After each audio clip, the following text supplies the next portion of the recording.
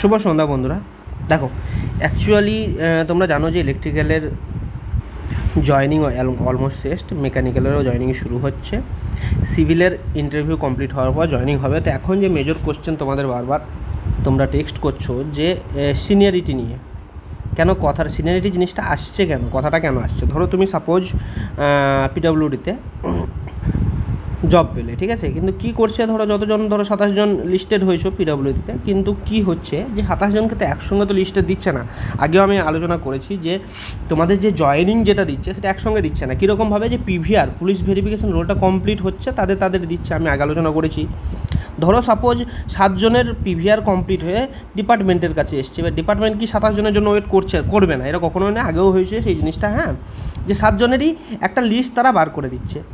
তো এখন কোশ্চেন হলো, এই যে 7 জন, 27 জনই তো পিডব্লিউডি জব পেয়েছে ধরো, তাহলে এই যে 7 জন জয়েন করলো, 27 জনের মধ্যে এই যে 7 জন আগে জয়েন করলো, বাকি 20 জন পরে আবার ধরো সেকেন্ড লিস্ট, ফার্স্ট লিস্ট হলো এটা, সেকেন্ড লিস্টে আবার ধরো 10 জন দিল, 10 জন জয়েন করলো, ঠিক আছে, সেকেন্ড লিস্টে, এটা সেকেন্ড লিস্ট হলো।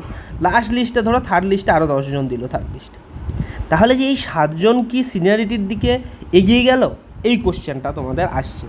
তো ভিডিওটা প্রথম থেকে লাস্ট পর্যন্ত একটু ভালোভাবে দেখবে, তোমাদের যে কনফিউশন সেটা আশা করি তোমাদের ক্লিয়ার হয়ে যাবে। এরপরেও যদি কনফিউশন থাকে, কমেন্ট সেকশন খোলা আছে, তোমরা কমেন্ট করো।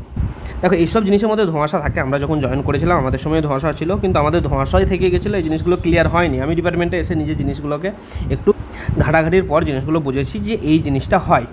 তো অ্যাকচুয়ালি কীভাবে তোমাদের সিনিয়রিটি বা গ্রেডেশন লিস্টটা তৈরি করা হয় সেই জিনিসটা একদম তোমাদের ক্লিয়ার করে আমি বুঝিয়ে দেবো।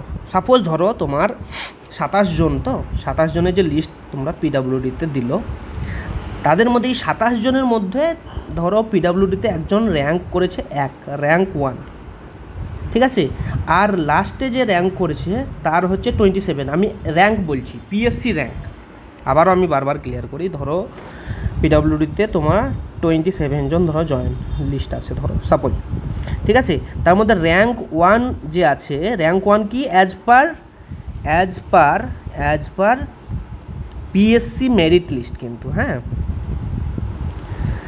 পিএসসির কাছে মেরিট লিস্ট থাকে যে ফার্স্ট র্যাঙ্ক কে হলো, সেকেন্ড র্যাঙ্ক কে হলো, তোমাদের টোটাল যে ভ্যাকেন্সি আছে 800 জন, সেই 800 জনের লিস্টটা তার কাছে থাকে। সেইভাবে লিস্টের যে ডিপার্টমেন্টকে তারা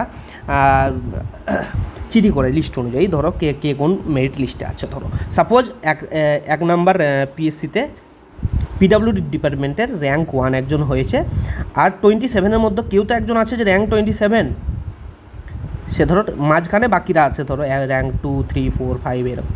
আমি দুটো র্যাঙ্ক আমি আলোচনা করছি, তাহলে ব্যাপারটা বুঝে যাবে। ধরো এবার র্যাঙ্ক যে 1 আছে সে ডাজ নট ম্যাটার সে কবে, ধরো লিস্ট 1-এ আমরা কী বললাম, একটা ফার্স্ট লিস্ট, একটা সেকেন্ড লিস্ট, একটা থার্ড লিস্ট হয়েছিল।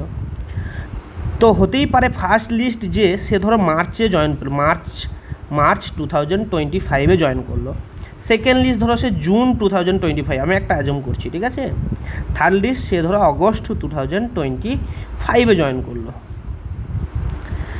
কিন্তু এই যে থার্ড লিস্টের যে 10 জন, এখানে 10 জন, এখানে 10 জন, এখানে 7 জন, এই যে থার্ড লিস্টের 10 জনের মধ্যে সেই কিন্তু র্যাঙ্ক 1টা এখানেই আছে, থার্ড লিস্টে সে জয়েন করেছে, ঠিক আছে, সে থার্ড লিস্টে জয়েন করেছে, অগস্টে জয়েন করেছে, তার আগে কিন্তু মার্চে জয়েন করেছে ফার্স্ট লিস্টে 7 জন, সেখানে হতে পারে সে র্যাঙ্ক 4, 5 সামথিং আছে কেউ, কিন্তু কোন ডেটে কে জয়েন করেছে সেটা দেখা হবে না, দেখা হবে যে র্যাঙ্ক 1 যেহেতু সে পিএসসির মেরিট লিস্ট অনুযায়ী, তাহলে এই যে গ্রেডেশন লিস্টটা, সাপোজ ধরো এটা গ্রেডেশন লিস্ট 2025, সো এটা দেখো 1/1/2025 অনুযায়ী গ্রেডেশন লিস্ট, তারপরে জয়েন করেছে ধরো। তো সাপোজ যে র্যাঙ্ক 1 ছিল সে 3 নাম্বার মানে থার্ড লিস্টে জয়েনিং হলেও সে 1159 নাম্বারে তার নাম থাকবে। সে কবে জয়েন করেছে, আগস্টে জয়েন করেছে কি মার্চে জয়েন করেছে ম্যাটার করে না, ঠিক আছে, পিএসসির যে র্যাঙ্ক সেটা ম্যাটার করে। এরপরে ধরো 27 নাম্বার যে র্যাঙ্ক 27 ছিল, তার র্যাঙ্ক এখানে যখন আসবে সেটা হবে ধরো 1185, সেই ফার্স্ট লিস্ট জয়েন করুক, সেকেন্ড লিস্ট জয়েন করুক, থার্ড লিস্ট জয়েন করুক। তো র্যাঙ্ক অ্যাজ পার এই যে সিনিয়রিটি হয় সেটা হচ্ছে অ্যাজ পার মেরিট লিস্ট, বোঝা গেল। এটা কিন্তু তুমি কবে জয়েন করছো, কোন ডেটে জয়েন করছো, কোন সালে জয়েন করছো ম্যাটার করে না। থ্রু পিএসসি তুমি পিএসসি রিক্রুটমেন্ট কত, যেমন তোমাদের পিএসসি 22 লেখা থাকবে এখানে, যেমন পিএসসি 17 লাস্ট হয়েছে, তোমাদের এখানে পিএসসি 2022 থাকবে, নোটিফিকেশন যে ডে বছর সেটাই থাকে পিএসসি, ঠিক আছে। তো পিএসসি 22 যখনই পরের গ্রেডেশন লিস্ট যখনই তোমরা জয়েন মানে তখন যখনই তোমাদের গ্রেডেশন লিস্টে অ্যাড করবে, তখন তোমার মেরিট লিস্টে পিএসসিতে যে পিডব্লিউডিতে 1 নাম্বার যে র্যাঙ্ক সেই হবে এখানে 1159 নাম্বারে আসবে, তারপরে পরপর একদম 27 পর্যন্ত গেল, ধরো 27, ঠিক আছে। তো আশা করি তোমরা বুঝে গেছো যে লিস্টটা হয় as per merit list, not কবে জয়েন করছো, পরে জয়েন করছো, আমার সিনিয়রিটি লস হবে কি না, এগুলো মাথায় থাকেই, আমাদের সময়ও ছিল, জিনিসগুলো ক্লিয়ার হয়নি, এখন আশা করি তোমাদের ক্ষেত্রে এই জিনিসগুলো ক্লিয়ার হয়ে যাবে আগে থেকে। আশা করি ভিডিওটা তোমাদের ইনফরমেটিভ লাগলে, ভিডিও ইনফরমেটিভ লাগলে অবশ্যই লাইক করো।